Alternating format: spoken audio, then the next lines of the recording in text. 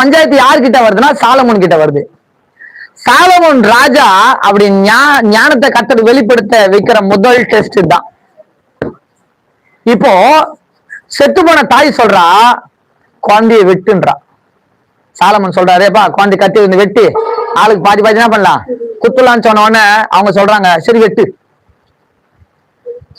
ஆனா உயிரோடு இருக்க தாய் சொல்றா, உண்மையான தாய் சொல்றா குழந்தை என்ன பண்ணாதீங்க அவகிட்டே கொடுத்துருங்க. அப்ப சாலமன் ராஜா சொல்றாரு இவதான் உண்மையான தாய், குழந்தைய கொல்ல வேண்டாம்னு சொல்றா பாத்தியா, அவங்கதான் உண்மையான தாய். அவங்க கிட்ட குழந்தைய என்ன பண்ணுங்க கொடுங்க, இவ்வளவு ஜெயில இருள் என்ன பண்ணுங்க போடுங்க.